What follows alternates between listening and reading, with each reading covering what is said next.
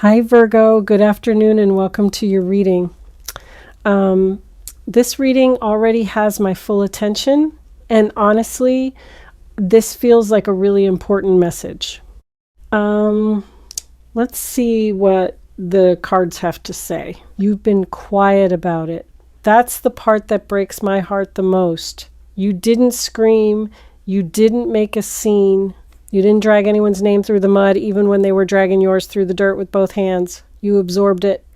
You took the hit, and then the next hit, and then the one after that, and you stood there bleeding internally while smiling externally, and the world kept spinning as if nothing had happened because you made it look like nothing had happened.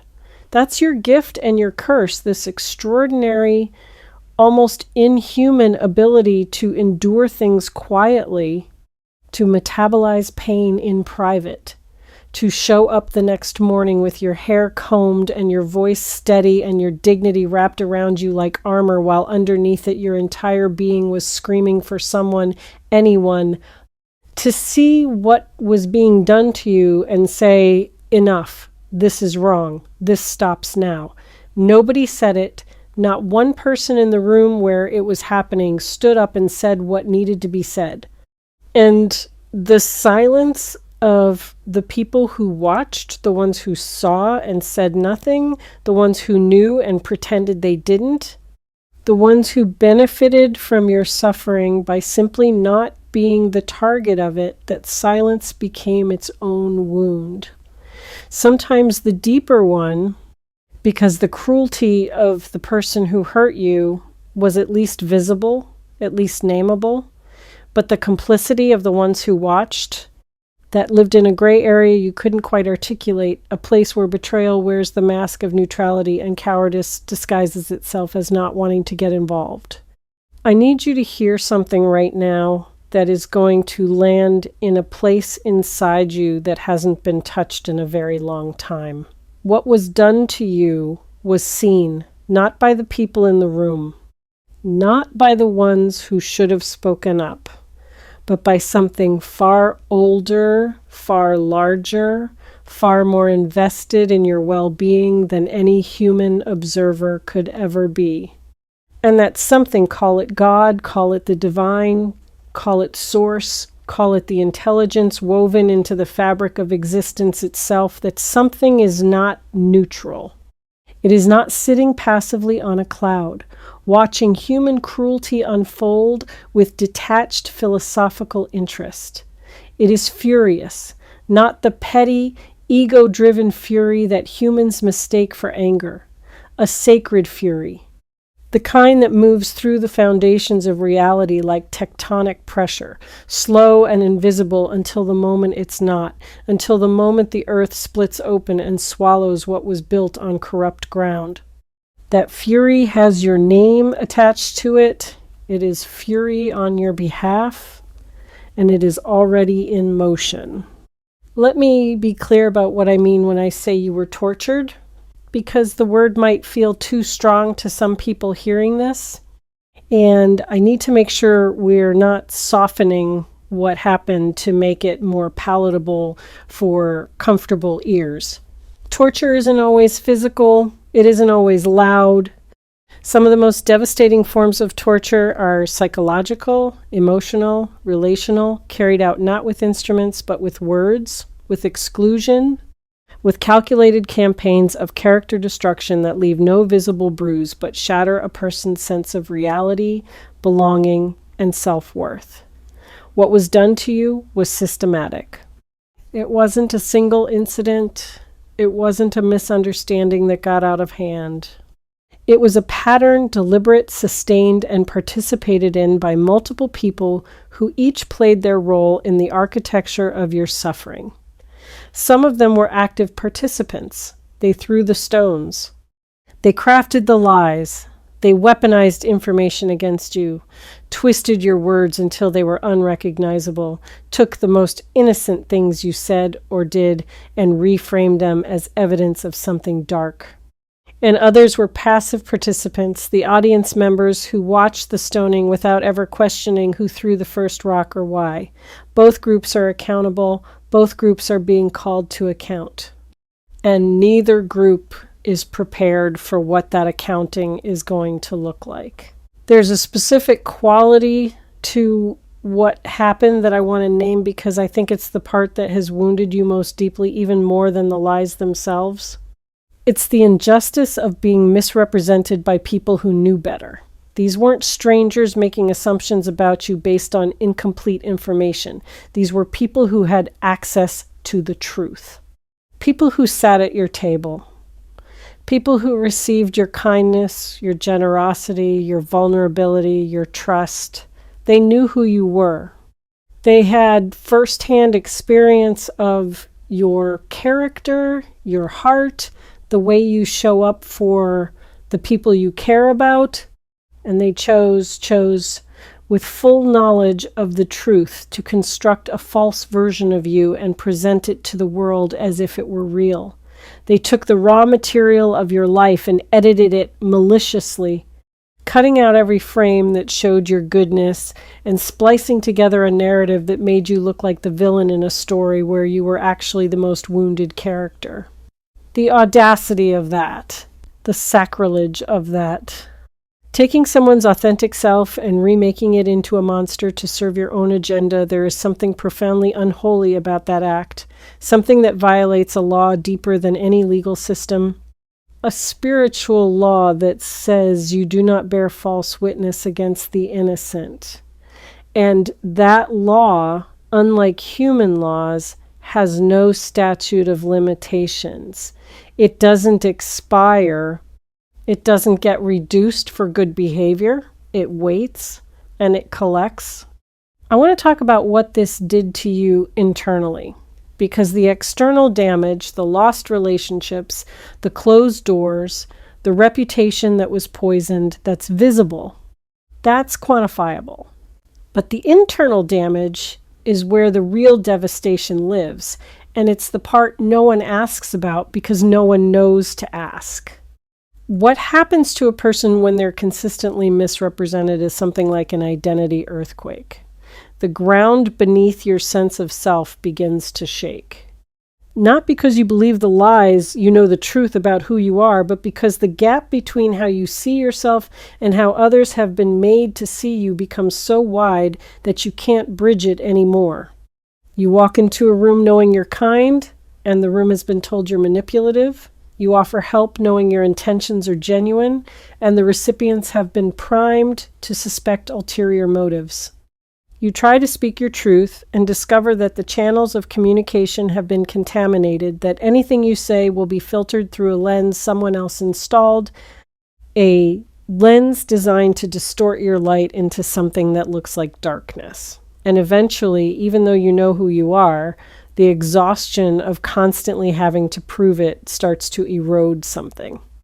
Not your identity exactly, but your willingness to share it. You start withdrawing, withholding, becoming quieter, more guarded, less open, not because you've become a different person, but because the cost of being yourself in an environment that has been weaponized against you becomes too high to pay every single day. That withdrawal was noticed. And this is the part that might make your jaw tighten. It was used against you too. See? She's pulling away. She's isolating herself. She's acting differently, as if your natural response to being attacked was evidence of the very instability they accused you of.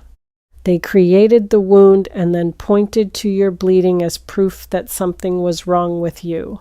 They built the cage and then described your pacing as madness. The circular logic of it, the inescapable trap of being judged for your reaction to the judgment that was perhaps the cruelest layer of all, because it left you with no viable response. Fight back, and you're aggressive, dramatic, proving their point. Stay silent, and your silence is interpreted as guilt, as admission, as the quiet compliance of someone who knows they've been caught. There was no correct move.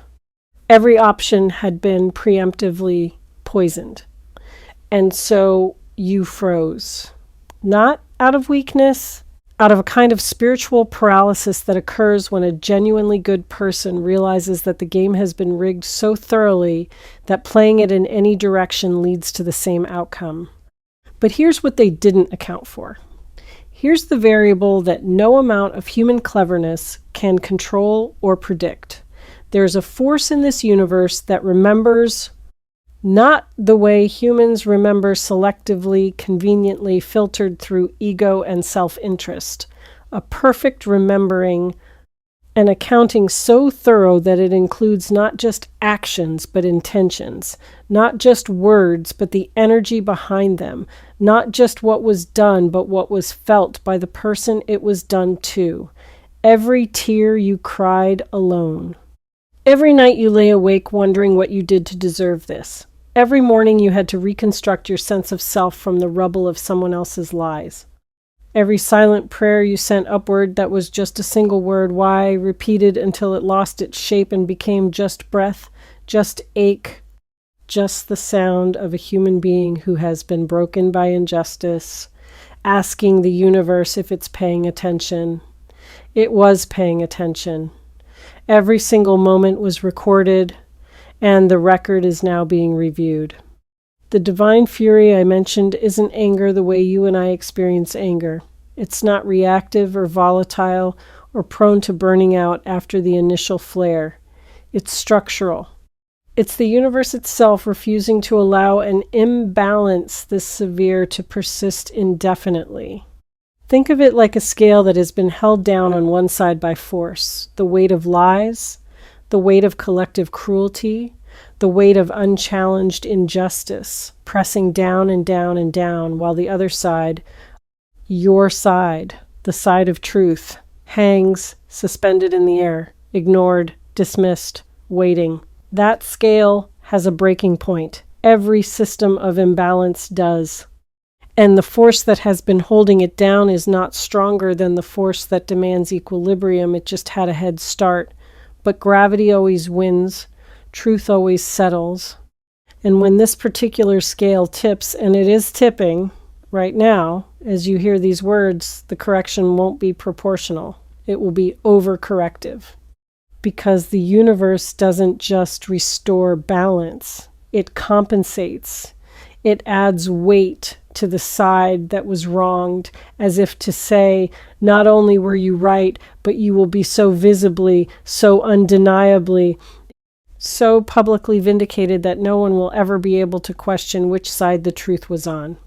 I want to describe what this vindication is going to look like, because I think you need to see it in your mind before you see it in your life. The truth about what happened to you is going to surface.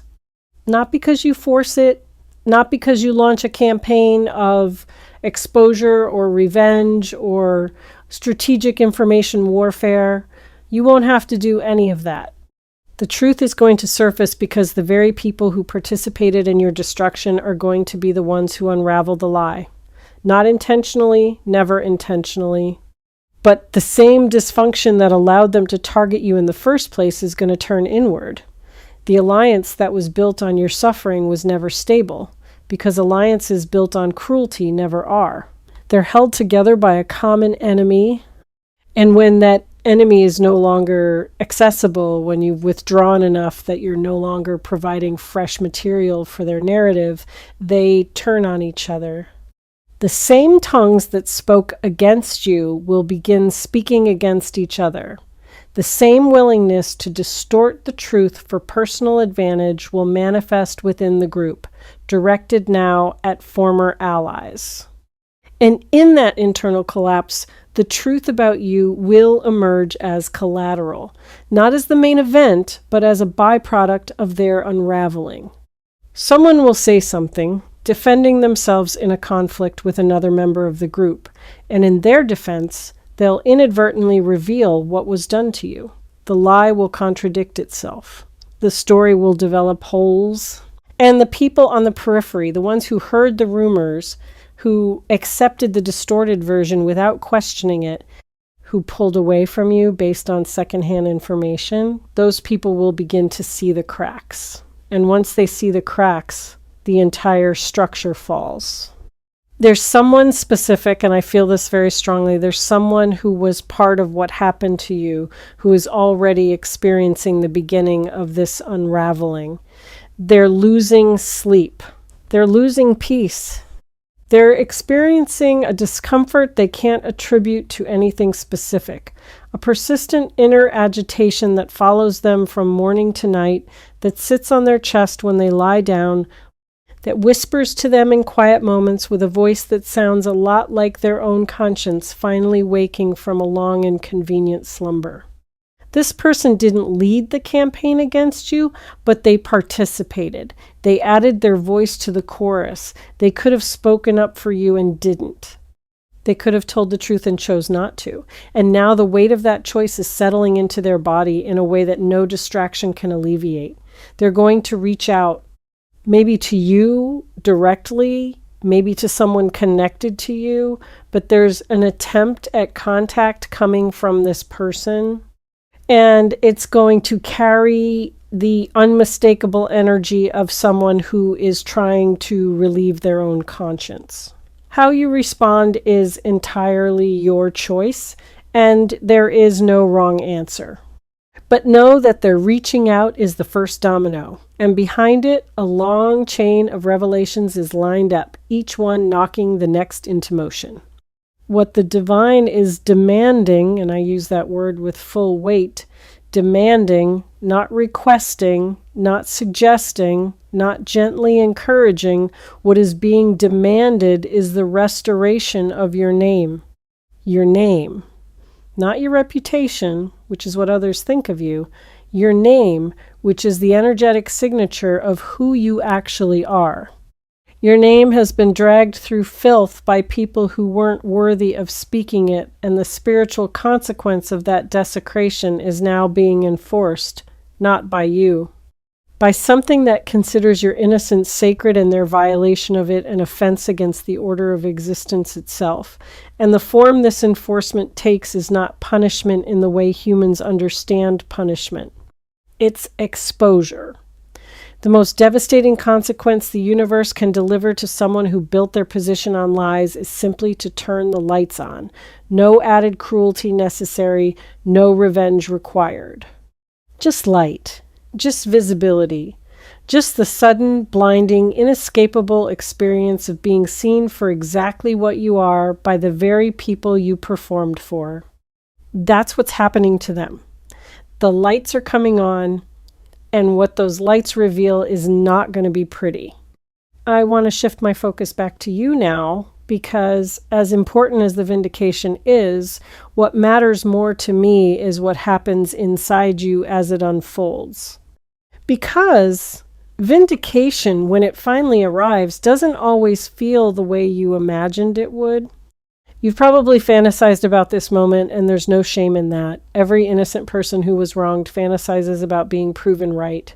In the fantasy, vindication feels triumphant. Clean! Like the final scene of a movie where the truth comes out and the music swells and the hero stands tall while the villains slink away in defeat. But in reality, vindication often feels more complicated than that. There's relief, yes, but there's also a sadness, a deep, aching sadness that the vindication was necessary at all. That you had to spend time and energy and health defending a truth that should have been self-evident. That the people who claim to know you could look at you and not see what was obvious. That trust, once a natural state, became something you had to ration and guard. The vindication doesn't erase those losses. It acknowledges them. And the acknowledgement, while healing, also opens the door to a grief, as you might have been postponing. The grief of realizing just how much was taken from you during the period when the lies had the floor. Let yourself grieve that. When the truth comes out and the relief washes through you, let the grief come too. They're not contradictory emotions, they're companions.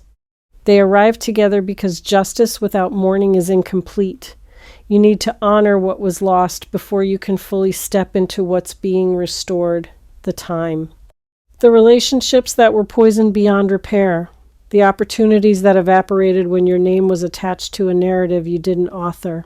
The version of yourself that existed before the assault on your character, the more trusting version, the more open version, the version that didn't flinch when someone new got close because you hadn't yet learned that closeness could be weaponized. That version deserves a moment of silence.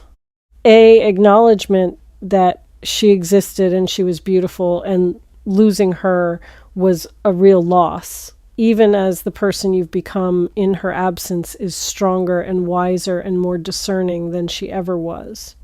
There's something happening right now in the spiritual realm, and I don't use that phrase casually because I know how it sounds, but there is no other way to describe what I'm perceiving. There's an energy of what I can only call divine indignation surrounding your situation, and it's specifically focused on the people who knew you were innocent and chose the side of the aggressors anyway. Not the architects of the lies. They'll face their own reckoning, and it's already underway. I'm talking about the witnesses, the bystanders, the ones who sat in the audience while you were being crucified in your community, in your family, in your social circle, in whatever arena this played out, and did nothing, said nothing. Some of them even quietly agreed with the narrative because it was easier than questioning it, because questioning it would have required them to confront the aggressors, and they weren't brave enough for that. So they sacrificed you instead, threw you under the bus to avoid standing in front of it themselves.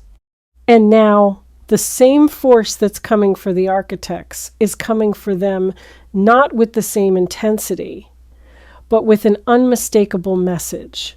Complicity is not neutrality. Silence in the presence of injustice is a choice, and every choice has consequences.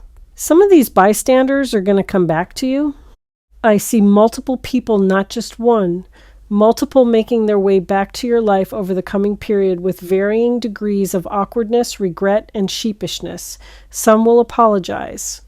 Some will just reappear without addressing what happened, hoping their presence will communicate what their words can't. Some will try to rewrite their own role in the story, claiming they never really believed the lies. They were just too afraid to speak up.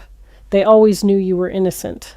And some of those claims will be partially true, and some will be entirely self-serving. And your job is not to sort through the sincerity of each person's return. Your job is to decide case by case whether you have room for them.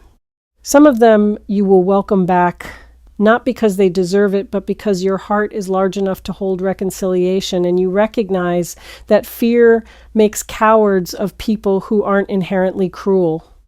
Others you will not welcome back, and that boundary will be neither vindictive nor dramatic. It will simply be the quiet, final closing of a door that you no longer have the energy or the interest to keep open. Both responses are valid. Both are holy. The divine doesn't demand that you forgive on anyone else's timeline or that you extend grace to people who aren't doing the work to earn it. If you've been showing up for the messages here on Mary's Angel Tarot, you know that the recurring thread in everything that comes through is the insistence that you stop sacrificing yourself on altars that other people built. And this moment, this season of vindication and restoration is perhaps the most important test of that lesson you'll ever face. Because the temptation when vindication arrives is to be gracious about it, to minimize what happened, to comfort the very people who need to sit in their discomfort, to say, it's okay, don't worry about it, when it is not okay, and they should absolutely worry about it.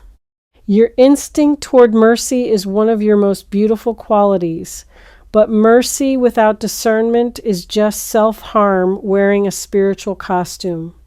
You can be merciful and still require accountability. You can be forgiving and still maintain boundaries. You can wish someone well and still refuse to give them access to the inner rooms of your life that they proved they couldn't be trusted in. Grace is not an open door policy, it's a selective one. And the selections you make in this season are going to determine the quality of every relationship you have going forward. I want to tell you something about the honor that's being demanded on your name, because I think this concept might be unfamiliar to you. You've been so focused on surviving the assault that you haven't considered what comes after survival. What comes after is restoration. And restoration in the spiritual sense is not just the return of what was taken, it's elevation. The biblical principle applies here even if you're not religious. What the locusts ate is being returned, and it's being returned with interest. Your name, which was dragged through darkness, is about to be spoken in rooms you've never entered, by people you've never met, in contexts that would astonish you.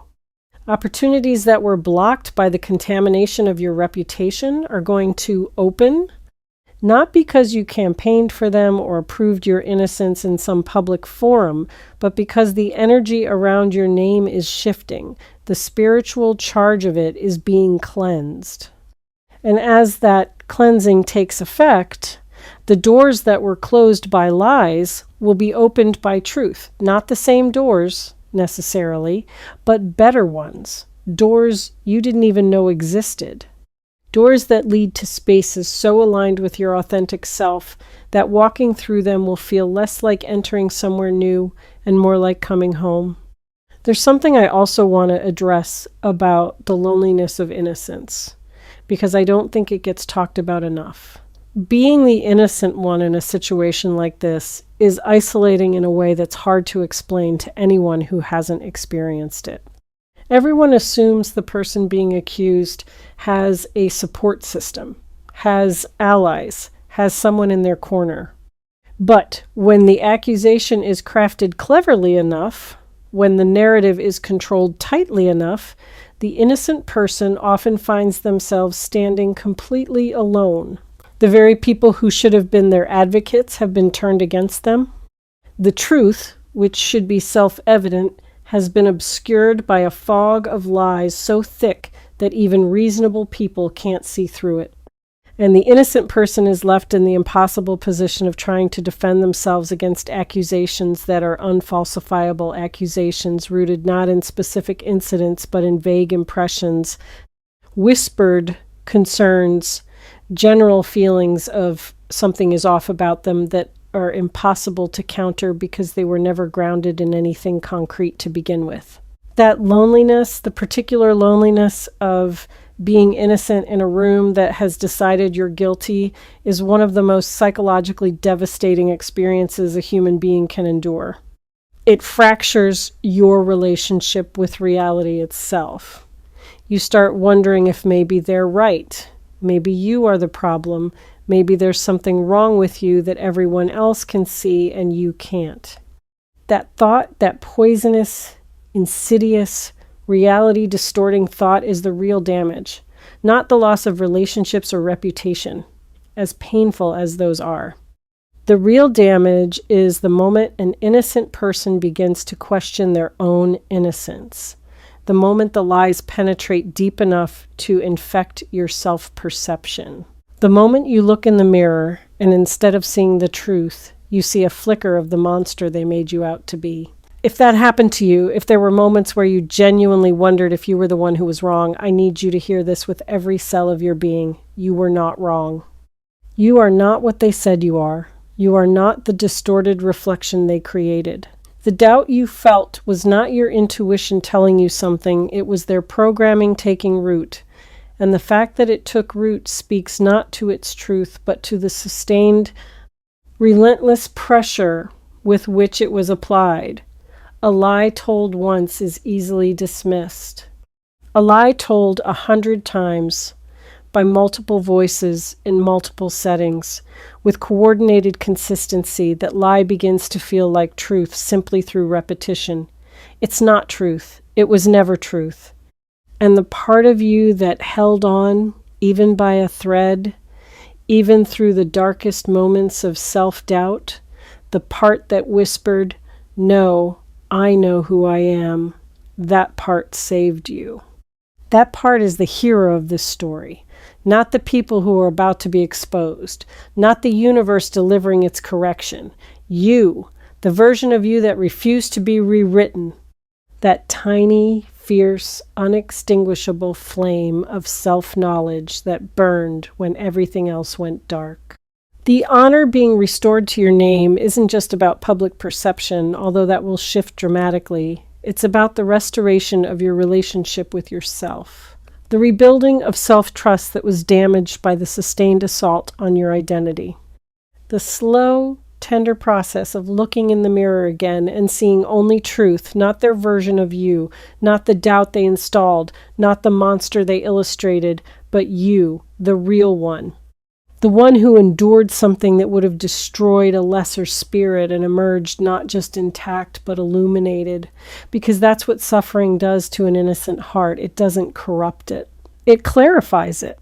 It burns away everything that isn't essential and leaves behind a purity of purpose, a depth of compassion, a quality of strength that can only be forged in the exact kind of fire you've been walking through.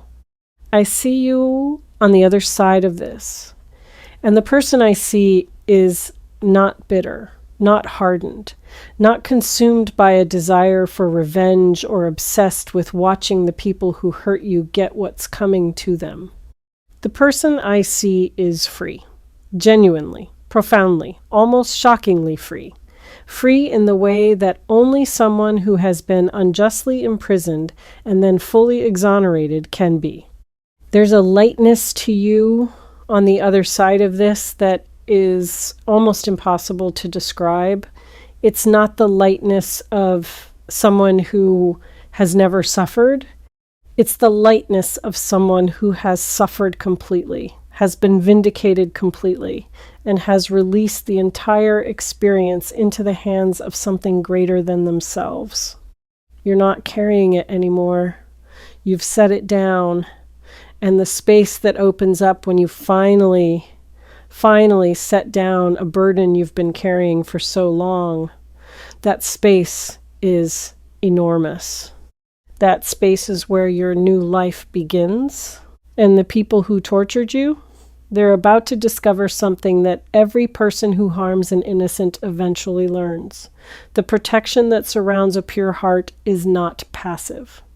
It doesn't just shield, it responds, it records. It waits for the precise moment when its response will be most instructive, and then it delivers a lesson so perfectly tailored to the transgressor's weaknesses that there is no possibility of avoidance. They will not be destroyed. Destruction would be too easy, too quick, too merciful for the kind of sustained cruelty they practiced. Instead, they will be educated. They will be given the experience of standing exactly where you stood, misunderstood, misrepresented, alone, watching people they trusted turn away based on stories that aren't true.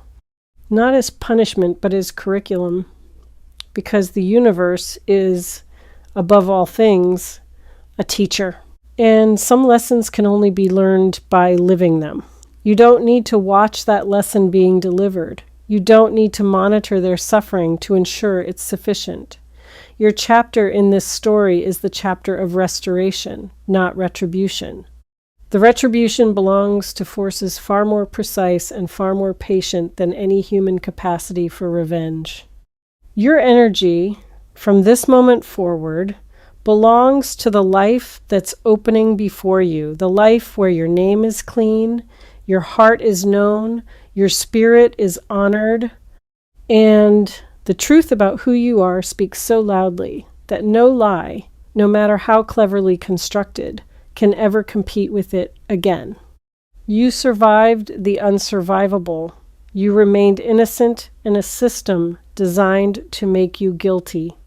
And now the very heavens are rearranging themselves to ensure that your name, your truth, your light is placed where it always belonged, not in the shadows where your enemies buried it, but in the high and holy place where it shines so brightly that everyone who ever doubted you will have to shield their eyes. Stand up, lift your head. The season of your humiliation is over, and what's coming next is going to make every tear you cried in silence worth more than the people who caused them could ever comprehend. All right, thank you so much for watching Mary's Angel Tarot. Take care of your energy, and I'll see you in the next reading. Bye.